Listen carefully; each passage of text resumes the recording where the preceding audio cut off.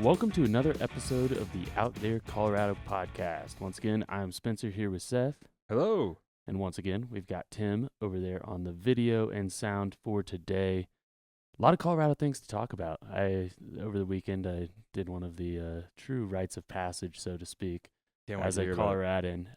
So I'm very excited to talk about that. But yeah, Seth, what do you get into this weekend? Did some nice little trail runs. Nice. It was one of those weekends of just some nice little outdoorsy breaks here and there, Yeah. between other stuff going on. Had a little work to do, both professionally and personally work. But between those, nice little run at Ute Valley. Mm-hmm. Always love going over there. Running Discovering a Ute new Valley little loop. being the professional side of the weekend, right? Seth, the pro runner. Oh, yeah, of course, yeah. Very professional. Ute Valley's a beautiful park. Yeah, great for Yeah. trail running, too, and put together a new loop there that I hadn't done before, and then Old Reliable, just right in town, very quite literally, at Monument Valley. Went on a run in Nice. Monument Valley, right around the Greenway in downtown Colorado Springs, or Very- right adjacent to downtown Colorado Springs here. Very So cool. that was nice. Watched productive. my Bears get a victory. Bears got the victory. Unbelievable. Now that we're talking about this every single episode, I'm paying attention too. Yes. Bears looking good. I mean, they're top of their division. They're right kind now. of just getting it done, Yeah. similarly to the Broncos, Broncos. which you had a great seat Oh my gosh, to see that. I did. Yeah, my weekend was pretty relaxing. Did some glow bowling for my girlfriend's birthday on Saturday with some of her friends, and Saturday was a very relaxing day for me. Pretty much just kind of woke up, read a book on the deck, and Nice. ate some breakfast, and then got a little motorcycle ride in. Still beautiful weather out. I know. It's Can you believe it? It is incredible. definitely motorcycle Yeah. riding weather. Yeah, then ended up popping by Fossil, and then did the main event bowling, which was great. Main event up north there. Yeah, up Mhm. north, very nice bowling facility for those Okay. who are interested in bowling, but nothing really could compare, to be honest. And I can say this, even though that was her birthday party, she was with me at the Broncos game too, so I can say this. Nothing compared this weekend to the Broncos game. Denver Broncos versus the Chiefs. My first time ever seeing the Broncos live. Yeah. One of few NFL games I've gone to. I've been to a couple of Lucas Oil Stadium, watching my Colts back in the day. But yeah, man, That was everyone some knows. high octane energy it Oh, looked like on TV. it was wild. And I mean, everyone knows I cheer for both the Broncos and the Colts. Happy to split that up a little bit. Plus Peyton Manning on both teams, right? You got to cheer for both. Most Colts fans can also cheer for the Broncos, I think. Yep. Your teams are very very equestrian. Yeah, very Yeah. equestrian themed. Both very, very good teams this year, shockingly. But yeah, man, first time at Mile High. Oh my gosh, nothing compares. I gotta say, like, I mean, that was the game to be at too. and exactly, yeah. At least in the foreseeable future, hard to imagine there's a bigger game that they will play at Mile High this year. Yeah. And it felt like that. Like, even though, I mean, the Chiefs going into the game, they're 5-4, And then right? They're They're kind of on the brink of like, are they going to even have a shot at the playoffs, I right? know. So hard to imagine. very pivotal game for them. The Broncos kind of on the heels of this barely a win against the 2-6 at the time Raiders. A lot of people were down on the Broncos. Yeah, one of the worst football games of all time, probably, to be honest. From one of the greatest. It's like 15 punts a team or something like that. Great game for punters. Yes, great If you game love- for if if you you're a love punt- punting If you love enthusiast. punting, yeah. A couple blocked punts that game too.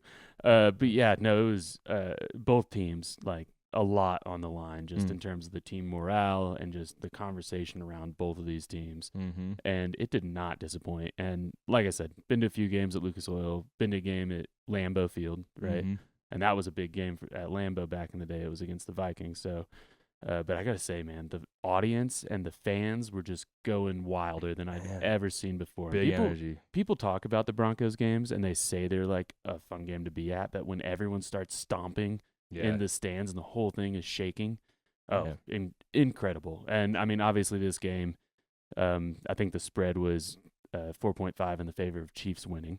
So a lot of people there expecting the Chiefs to win, Right? Even though they have a worse record. Chiefs. It's the Chiefs, right? It's the Chiefs, and they're a good team, and they can always kind of pull it out. And like the Broncos, they're known for their defense this year. offense kind of been a little bit shaky at times, we'll say. Mm-hmm. But still Signs of themselves. good. Yeah, signs of greatness there, you could say, but not all the time, right? And I mean that still had to prove it. Yeah, and the game got underway. No touchdowns until the third quarter, right? Just a couple field goals back and forth. Goes into halftime tied. Mm-hmm.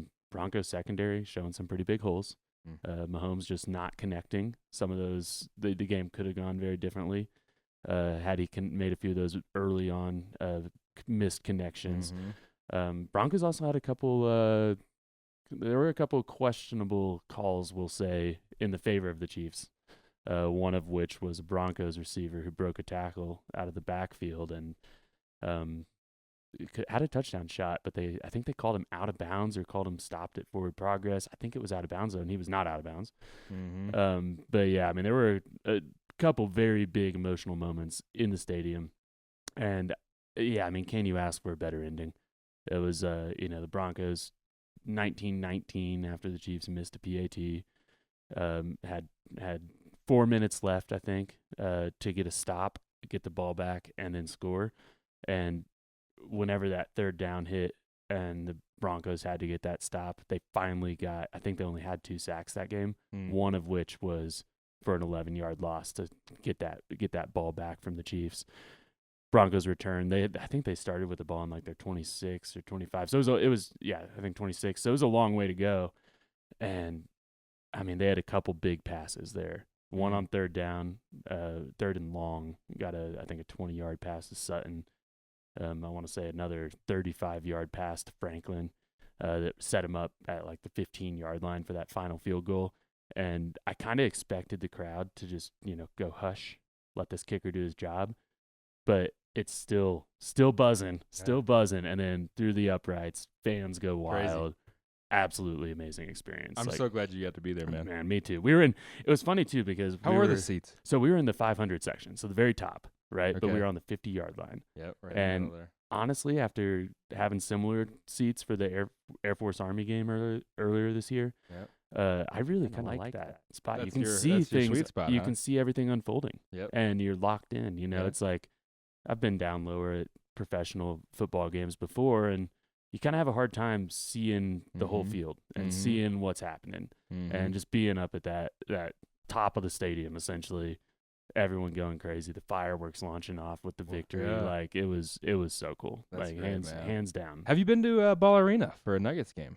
One Nuggets game, yeah, had a good time. Yep, those are always fun too. That's all to say, big time for the Denver sporting world right now, man. It is. I think I want to say it was I saw a report online that said if you look at the Avs, the Nuggets, and the Broncos in November, they're 16-0-1. Wow. So yeah, so far in November. I bet not many big cities can claim that across their sports. Yeah, very good time to be a Colorado fan, and unless you're a Rockies fan. Yeah. I did find we don't have to talk about the Rockies. Yeah, I did find a report last week that said 1 in 3 Rockies fans, or almost 1 in 3 Rockies fans, would admit that they would try to steal a ball from a kid if the foul ball's coming in. It was like the third highest in the league. I'm like, maybe that has something to do with their performance last year, but yeah, it's been a good several years for Colorado sports, to be honest. And you've been to Coors Field, of course.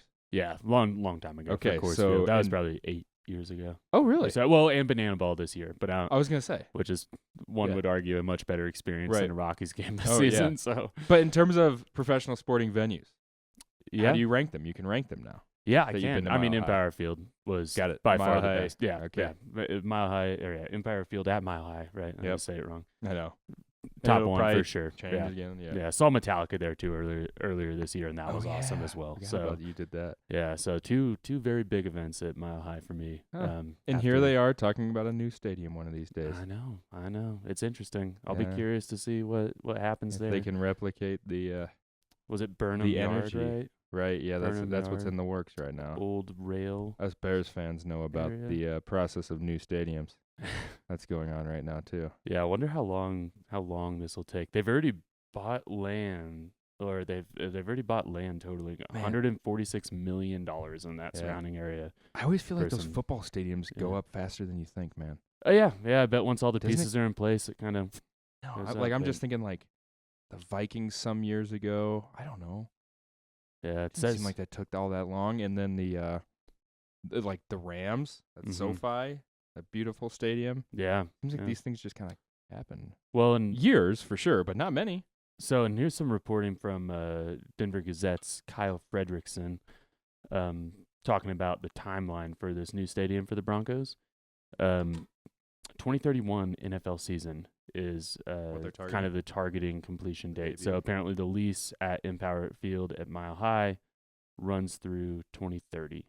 So stadium's about a mile southwest of where the current stadium is at, the proposed stadium. And potentially Burnham Yard. I don't know if there's been any official commentary, but if they broke ground in the next year or two, and then 31, that's what I'm saying. That stuff happens very quick. Yeah, I mean, just a proposed timeline, of course, is what they're talking about. Yeah, and I can't really compare. I haven't been to enough stadiums to be able to compare Mile High to other stadiums. Yeah. Obviously, Lucas Oil is very nice. Yeah. Obviously, Lambeau Field is a historic spot where I mean it's old for a reason. But other than that, I haven't been to any other. I haven't really either, man. To be honest, I always like to. Controversial statement. I like watching football on TV. Just because I see everything. Well, I can see everything. But what I'm hearing you say is get the big seats or not big seats, the 50-yard, very high up seats, and that worked out pretty well. And I mean, honestly, I would agree that when a game's not exciting, sometimes it's nice to be able to kind of multitask and pay attention to a few different games. But I mean, with that game, it was wild, man. It was every single person in the stadium just locked in every third down throughout the entire game. And usually when it's a field goal battle, it's maybe less exciting in a sense, you'd hear people say. Did not get that feeling at all. It was like everyone watching, they knew they were watching a game of chess in a sense, where it was this every yard gain is a good yard gain. And everyone could feel the stakes, Yeah. The 12th man, as they say, showed up. It seems like at Mile High. I think that was a big factor for the Broncos. I agree, man. Having the fans. Yeah, they put it up on the screen. They're disrupt their huddle is the statement that they have that flashes whenever the Chiefs were in a huddle, and I would have to say that it worked. It was Patrick Mahomes being all please be quiet. Yeah, right. Quiet down up there. It might be. Yeah, it was funny. Or more like Taylor Swift. Taylor Swift is the one. Yeah, I did not see Taylor Swift. Yeah. So didn't make it to Mile High, huh? Maybe that's why they lost. Travis Kelce didn't have the. Wasn't feeling too inspired. He did have a nice. Yeah, he did have a nice broken tackle to get into the end zone. Saw that. So. And I mean, you saw that coming a mile away too. He just trucked the guy essentially and just kept going. But yeah, overall. Did you see Bo Nix made an appearance at he was spotted at the Garden of the Gods trading post. Oh really? Before when was that? Last weekend or something? Huh. Yeah, days before the game anyway. I wonder what he was doing there. Brought back a good luck charm with him. Huh. For the game. Yeah, maybe that's the trick. Are you seeing that? Yeah, someone posted trading post has posted about it. He got inspired by the scenery, maybe. Yeah, that's very cool. Hey, it's a cool spot. Cool spot. On the weekend though too, he was probably caught in traffic. That'd be funny to be caught in traffic and look at the car behind you and it's just Bo Nix driving. You're like, hey, one of us. Yeah. Yeah. So that's my weekend excitement though. Good honestly, for you, man. it was great. I would definitely consider going back to another Broncos game. And honestly, the parking situation wasn't that bad. This has got my pro tip now for the parking. We parked across from the stadium, probably a 20-minute walk from the stadium. In a garage. On the other side of the interstate? Yeah, on the other side of the interstate in a garage. It was $25 for all-day parking, which stadium parking is $40 to $60. That's better than I would think. Yeah, and I mean $25 for all day. Very easy to get to. We didn't have to fight for a spot. 20-minute walk. It was a beautiful day out, obviously. And then at the end of the game, across the bridge. Yeah, am I picturing that right? Yeah. Yeah, and when we under. You went under. Okay. Yeah. But when we parked for Metallica, we parked closer to the arena, right? Mm-hmm. And it took us an hour in our car once we're just sitting there in stop and go traffic to even get out of the stadium traffic. Yeah. And then there's all the other traffic levels that come after that. But with this, just pulled out onto the interstate and still dealing with that. But you're at least a little bit quicker. Yeah. So, yeah. Good to know. Garage on the other side. Yeah. Great game. That makes so, sense. I think if the Broncos can hold it together a little bit this year. Who's next? I don't know who they play next. Broncos. I think it's They're on bye? Is it the Jags? Yeah, we'll have that pulled up here in a second. But I've got my handy dandy app, which informs me on all things. We got the Washington Commanders, so that should be, knock on wood, easier game. We've got a rematch against the Raiders. We've got the Packers. Never know with the Packers. We've got another or a matchup against the Jags, which the Jags had a good win this weekend, so I have to see how that goes. And then a rematch against the Chiefs. But they are on bye this weekend. And then Chargers also going to be a good game. Yeah. So bye this weekend. Yeah, bye this weekend, and then this would have been the weekend for Bo Nix to come together in the guts. Maybe he'll come back. Yeah, pretty strong schedule they're looking at, to be honest. So Commanders, not too worrisome. Yeah, the Chiefs and the Chargers Raiders, and the not Packers. Those would be the three. Can't count out the Jaguars. Jaguars thumped the Chargers. They did. Anyway, welcome to the football show. Yeah, welcome to the football show. Oh, I wanted to tell. Next up, food recommendations. I was gonna say, I texted Spencer over the weekend because I woke up one day and it literally just, I have these ideas that just come to me every now and then, and one of them was OutThere Colorado. On the heels of all this talk of food, how quickly this show becomes a food show. Yeah, I was like, we need to do a little side branding for OutThere Colorado. OutThere Colorado, I love it. You were probably on your porch reading your book. Like, I was. What the heck is this guy doing? He's still thinking about food. This guy needs to relax. Yeah, I did have a very disappointing burger at Mile High. Oh, yeah. There were so many options. That was not making the eat there list. The pretzels, though, they do have $5 fan favorites now. Yeah. And their pretzels, very good. Yeah. The $10 burger, very dry and a little overcooked. Yeah. Way overcooked, to be honest. So it goes. But either way, I'd forgotten about the $5 fan fare. It was funny because everyone else kept coming back to their seats around us with like great looking food. Like there were these tacos that looked amazing, this Philly cheesesteak that looked amazing, and then just in the rush of trying to get back at halftime, I was like, all right, I'll settle for a burger. It can't be that bad. It was that bad. But it's It was that bad. So it goes. Yeah, that's how it goes. No complaints. Man, I'm hungry for a burger. All that talk about a bad burger gets me hungry for a good one. Well, here's a transition we can make. Okay. How you feel about bison burgers, Seth? And some major bison news that is taking over headlines in Colorado this week. Bison is good. But these are not, we will not be eating these bison, that is for sure. Yeah, Colorado Parks and Wildlife, both Seth and I have been looking into this in recent days.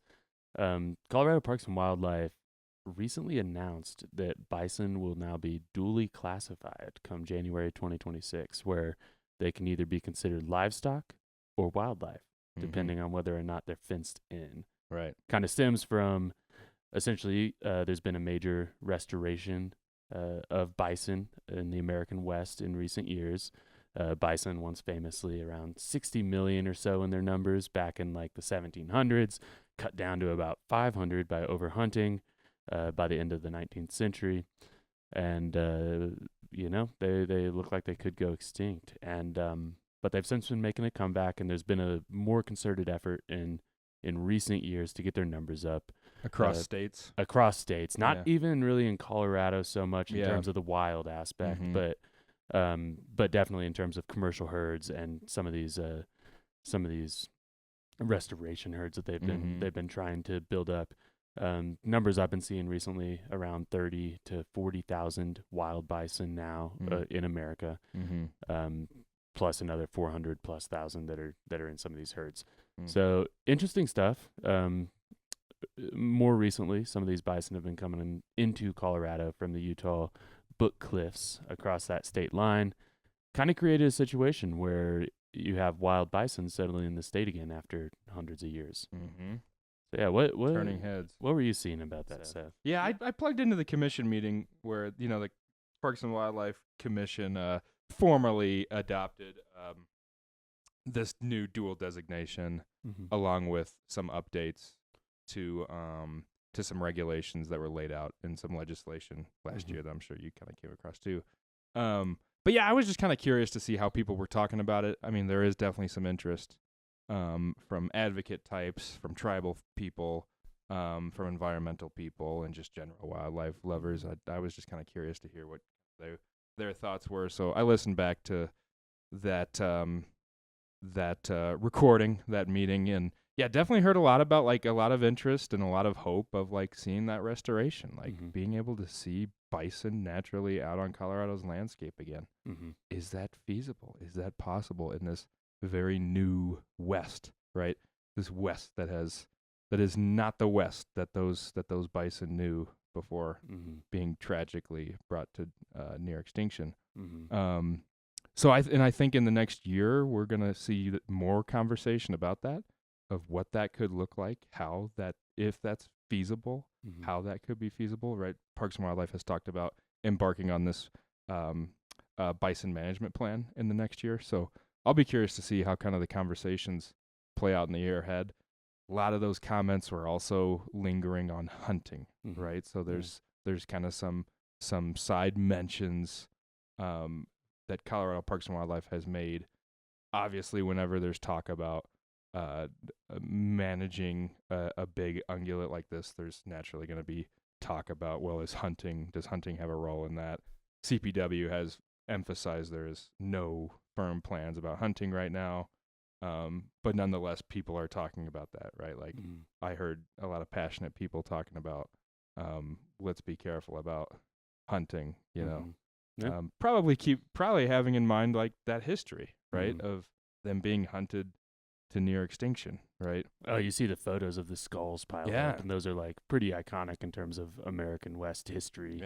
Now, where it's just insane. I don't even understand how that many bison can be killed so quickly. And I mean, people were hunting them from trains.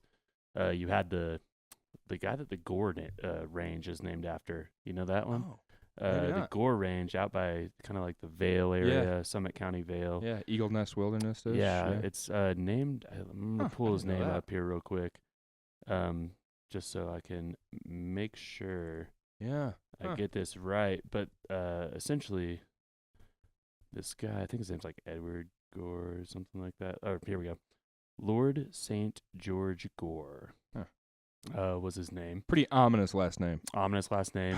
A wealthy Irishman who led a $500,000 hunting expedition across the American West in the 1850s, killing thousands of animals and leaving them to rot.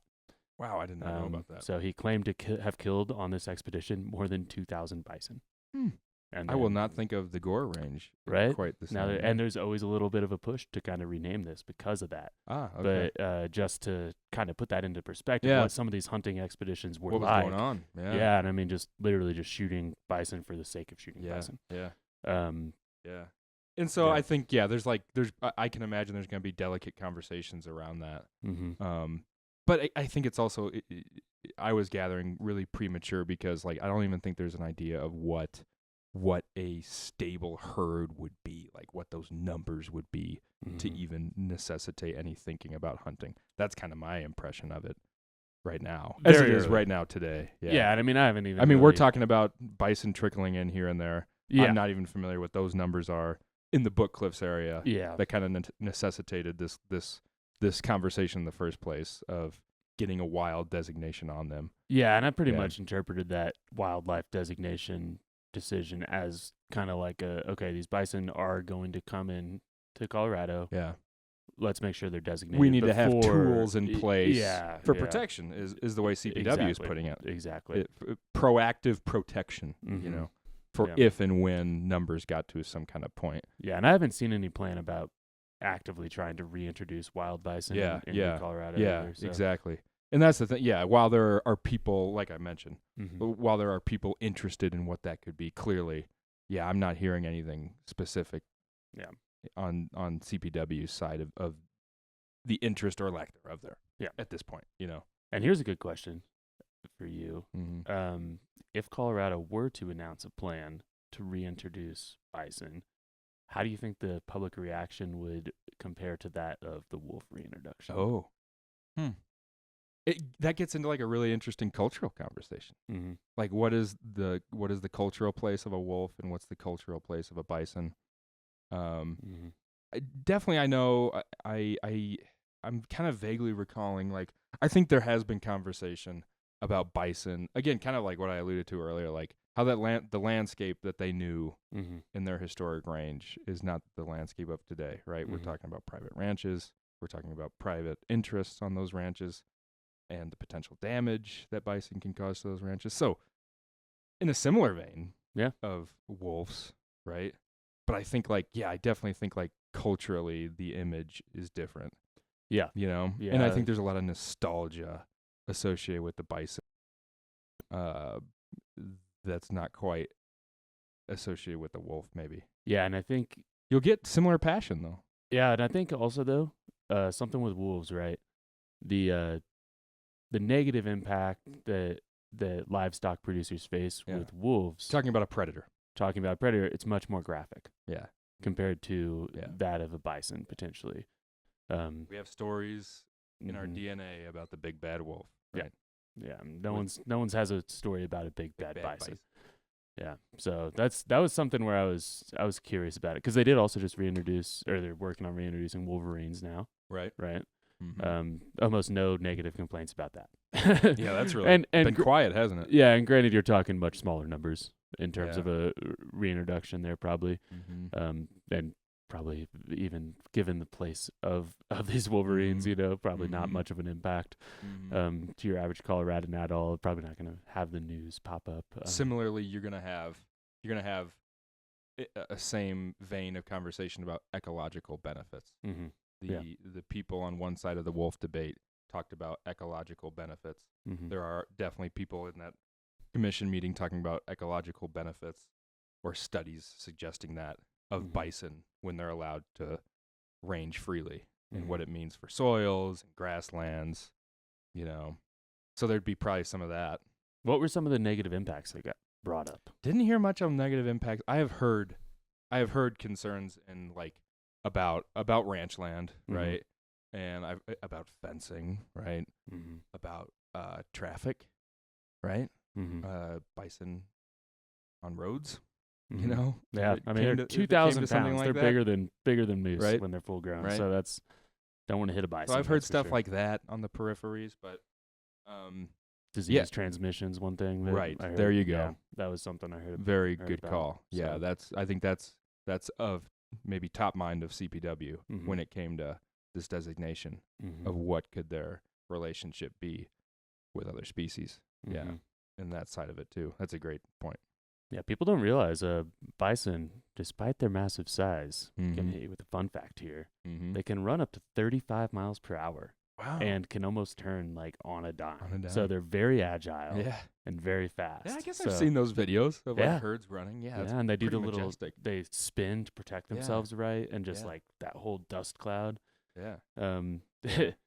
You also can't even talk about bison really without thinking about all the videos you get in Yellowstone of tourists approaching the bison, getting tossed by bison. Yeah. Yep. Yeah, those are always amusing. I think one of them is Taurons of national parks on Instagram. If you're looking to go see some of those bison videos, or Taurons of Yellowstone. Tourists and morons combined. Taurons. Taurons of Yellowstone. A lot of video footage of people being not very wise around these massive, massive animals. Yeah, for sure. Often with children too, which is mind-boggling to me. But yeah, so it'll be. Just got an email back from the big game manager. I think I'll be on the phone with him a little later today, as a matter of fact. Nice. Maybe I'll learn some more about the topic here. Yeah, ask him about any concerns they would have. Right. With reintroductions for me and our listeners. I'm sure that's something people are curious about. A lot of talk, of course, and we would be totally remiss not to mention. I mean, this conversation with tribal people, right? And the importance of this conversation being alongside tribal people and what the role of bison in tribal heritage and in tribal culture. I think that's going to be, at least I think people are very hopeful that is how the conversation plays out in any mention of some plan in the year ahead. Yeah. So. Meanwhile, going back to the wolf reintroduction, if I remember correctly, there was a lot of concern about wolves going onto tribal land at the time. If I remember correctly, don't quote me on that, but I think that was something that had been expressed when that debate was ongoing around this reintroduction effort. Yeah. Yeah, it'll be interesting to see how it plays out. Yeah, I mean, So, talk about just an well gone from the landscape, still like such an icon of Colorado. You know, mhm. I mean, it's kind of interesting to think of it in that way, Mhm. like the way we still view bison. Yeah. Very Colorado, and Yeah, we'll have to see. I was gonna say we don't see them, but there are places to see bison. Yeah, there are. Maybe that merits a Yeah. little side. Got the little note here. spot. You got the little spot out at Hartselle area. That's always one that I People think always of. see those. See the white bison livestock, out there as far as I sometimes. know. Yeah. Livestock, and Yeah. then what is that? Genesee There you go. Bison Overlook. Of course. Yeah. And then Daniels Park, closer to Castle Rock. Oh, are there bison? I out think there? a lot of people aren't aware of a little Daniels Park, just kind of a road that skirts the top of this hill near Castle Rock, kind of closer to Castle Pines, really. Well, and you also got great place to catch a sunset. Rocky sunrise. Mountain Arsenal, too. Right? Rocky Mountain Out east. Arsenal Wildlife Refuge, Out I east. believe is the Yeah. name. Yeah. And then way north, look up what's been going on at Soapstone Prairie Open Mhm. Space. That's a Larimer County open space. Mm. There's been a lot of restoration effort around the herd there over Yeah. the years. And Reading that's on another place you can see them. reading on their website right now. That effort started in 2015, Yeah, 10 years now. and the Laramie Foothills Bison Conservation Herd roams about 2,700 acres. So Mm-hmm. quite a bit of space. Nearly 100 bison have been rehomed to that. Yeah, I've written about that effort. Oh wait, no. Years. So nearly 100 bison have been rehomed to other places because of this effort too. So Mhm. kind of helping with expanding those numbers nationwide. It sounds like. Yeah. Yeah, interesting stuff. The photos from Rocky Mountain Arsenal Wildlife Refuge of the bison kind Mhm. of juxtaposed in front of the Denver skyline. Yeah. Have you seen those pictures? Yeah, I've been out there. Yeah, you like it? Yeah, it's a nice little break of fresh air. Yeah, cool stuff. Cool Yeah, stuff. I'm sure we'll talk about that some other day. Yeah, we'll have to get an update Yeah. once you talk to See what I learned the from. spokesperson. Yeah. Speaking of fresh air, you want to talk about this Neon Alley thing Oh. that is going on? Yeah, I've got a pretty long feature coming online tomorrow. Should be online tomorrow, Gazette.com. About Neon Alley, which is this funky little attraction in Pueblo. That's kind of steadily been built over the past 10 years or so by a visionary there in Pueblo who's grown a very successful law firm, defense attorney, and also well known for his historic preservation, including the depot there, the old historic train depot there. Mm-hmm. This is another pride and joy of his. This little nostalgic collection of neon signs in this alley, right around downtown, right around Union Avenue, close to the Riverwalk, as people know it.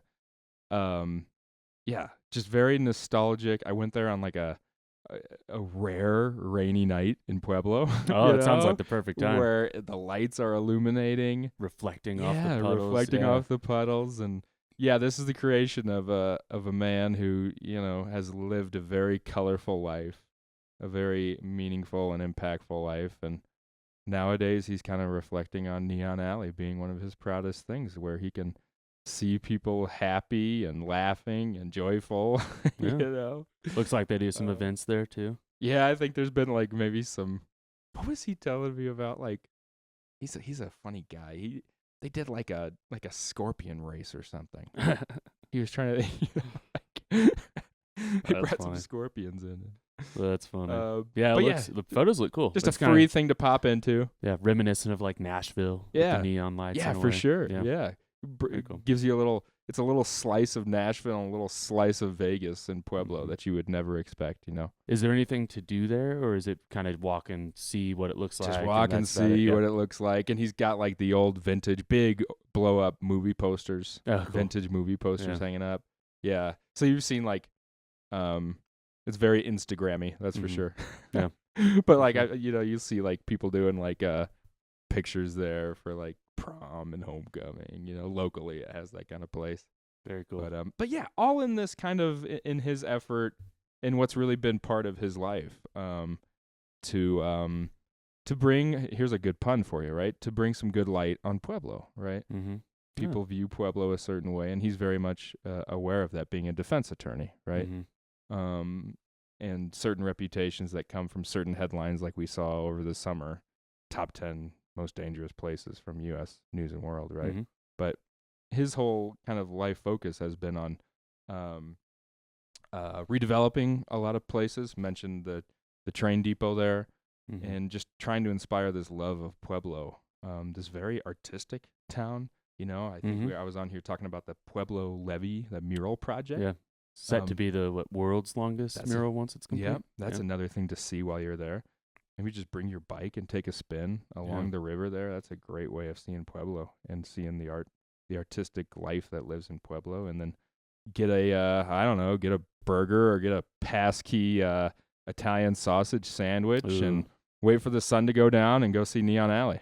That sounds like a good day to me. Looks like Neon Alley is also by a couple highly rated restaurants itself too. You got Mr. Tandoori here, 4.5 stars. I think I went there with Joe. Oh yeah, the guy who made this. Yeah, was it good? That's the Indian restaurant, right? Yeah, yeah. It was super good. Urban Bar and Grill. You got this DC's on B Street. It was right there too, and also a highly rated spot. So I think that's theirs. 4.6 stars there. So yeah, got a. I can recommend Mr. Cafe. Mr. Tandoori. Is that what it was called? Yeah, I can recommend that. That was good. You're also right there by the Pueblo Heritage Museum. So you got a whole and the historic Union Depot, I believe, right? Yep. Well, in Lake Pueblo, this is a great time of year to go to Lake Pueblo. I mean, in terms of the trails. Yeah, not as hot. People, Lake Pueblo gets talked about for Lake Pueblo, but Lake Pueblo by land is fantastic. Yeah, and Pueblo is one of those mountain biking. I was just gonna say, biking, if you're into mountain biking, you don't need me to tell you that mountain biking is great there this time of year. Yeah, and Pueblo is one of those spots where I think, looking out 10, 15 years, I think it'll be a very different people will be saying very different things than what they do now about Pueblo. I've always felt that it's a little bit underrated. Yeah. They're definitely fun things to do. And the Riverwalk area, very cool. Yeah. I love Lake Pueblo State Park. Even just you can go down, like, rent a boat, Yeah. Much larger than anything else that's close to Colorado Springs for all those people from the Pikes Peak region that are looking to get out on the water. Yeah. Some of the best food around. Up and down the Front Range. I mean, such good food. Yeah, they mentioned that Italian place. And that's Gagliano's. Yeah, that's the Italian market there. Yeah.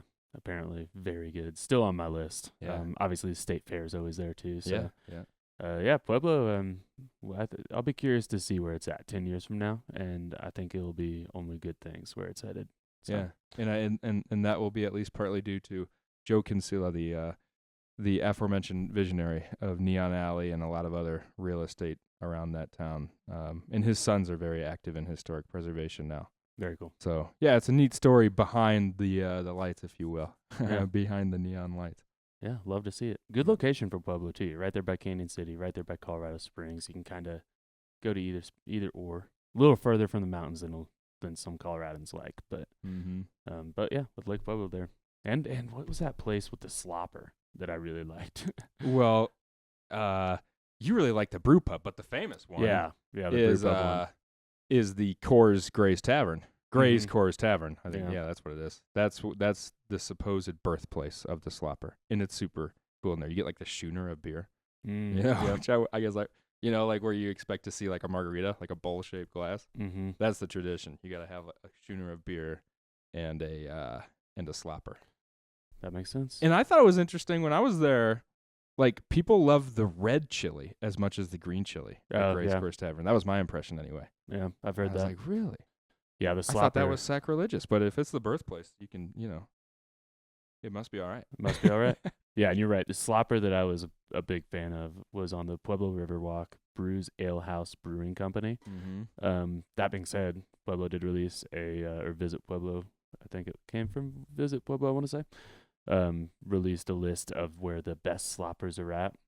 Gray's Coors Tavern is on there. It's third.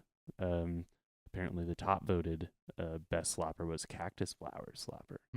So did you see any mention? I'm sorry, I might have missed it. Did you see any mention of Sunset Grill? Did you mention that one? Sunset Inn is number 6th. Okay, I hear a lot about that one too. Yeah. You can find this article on OutThereColorado.com. Called Votes Are In. Here's the best spot to get Colorado's most iconic burger in 2025. You can see what my burger at the Brews Alehouse Brewing Company. Looked like it is delicious. It did not make the top 10 though, so there must be some very good stuff down But it's there. on your list. Yeah. That's what matters. Yeah, Riverside Bar and Grill too, to give them a shout out. They were ranked second. So I think that Sunset I've seen, like, they put the slopper in like a salad bowl. yeah, you almost have to be honest. Like it's like a glass, like, big salad bowl. yeah, you need something that's gonna contain the mess. But yeah, before maybe digging into, we can talk winter things here real quick. Yeah. What are some? Yeah, because I was thinking, is there some snow coming, man? Are we gonna see some snow around here? Because that would inspire some talk about what to do this winter. So around here and in the mountains are two very different things. Oh, yeah. As of right now. Yeah. I think Denver's first chance of snow that it looks like might be a chance of snow. You're looking at like November 29th, November 30th. Probably going to be the second latest first snow of all time, essentially, for Denver, at least as far as the records go back, which I believe are like the late 1800s. So going to be pretty late. We got into that a little bit last time. But, yeah, snow this week, though. Up to 18 inches of snow up in the Park Range through Thursday morning. Park Range being north of Steamboat Springs. Yeah, looking like this next storm's going to hit kind of northwest Colorado, southwest Colorado. Central Mountains still going to be lacking a little bit. There is a risk of heavy snow pretty much through the end of the month, though, which is it's on this experimental map from the National Weather Service. But yeah, pretty much through the 30th, there's just as these weather patterns are coming in, as this weather's changing, there's going to be a chance of some snow, it looks like, at least in the mountains. So I woke up and it was kind of windy this morning, and I couldn't help but think, the winter winds are blowing, but maybe not. I don't know. It did smell like winter the other day, a little bit back. So Peak, the Pikes Peak had a dusting on it this morning at least. But yeah, so what in terms of winter festivals? Winter festivals. What's your What's winter on the list go-to? for? Well, I really want to go to Uller-Fest in Breckenridge. Yes. They always try to set the record for the world's longest shot ski, right? Yes. In competition every year with Park City that always tries to beat them, and they go back and forth. Yes. Partnered with Breckenridge Distillery on that one too. So yeah. On that same right there in town is also the International Snow Sculpture Championships. I think that's really fun. That's a classic. Yep. You got to see that, and that's as easy as just going up and day trip and looking around. Yep. Depending on the day and year, they may or may not have timed entry options. I think those are on the weekends, but that's right. There's something about that. Attracts people from all around the world too. Mm-hmm. Like teams compete from all around the world, making these giant 15-ton snow sculptures or so. Carving them all by hand. No chainsaws, etc. are allowed. There's always a local team that competes too, so gotta root for the local teams. I've always wanted to go to Steamboat's Winter Carnival. I've heard that's great. Which is I mean, it goes back to 1914. Mm-hmm. I think they call it like the oldest festival of its kind west of the Mississippi. Yeah. There's all these festivals like around the state that they kind of speak to like the history of the state, right? This history of imagine just the hardworking ranchers that built up this state in their fields in the middle of winter, looking for some fun. And these festivals were like born out of that. Yeah. Like Winter Carnival and Steamboat. Yeah, one that's not quite as historic, but in a very historic place, the Cripple Creek Ice Festival. Oh, good call. Yeah. That one started in 2000. I'm seeing on here. So that's a fun one too. I like going to that. Yeah. So and it says there's been, I think this will be the 22nd year of it. So or 23rd year it looks like. So you missed a couple years in between, but it's a little more of extravaganza with ice castles there nowadays. Yeah. Right. Perfect. You can combine the two. Yep. And stay the night. Yeah. Stay the night. Big new fancy casino hotel. Yeah. Have you seen that? Yeah, I've been there. I have not been to a room there, but I've been in there. Yeah. I've walked the casino floor, played my quick, $10 hand, lost it, and immediately stopped, as is the norm for me. Yep. I mean, that place is extravagant. Yeah. That is next pretty. level.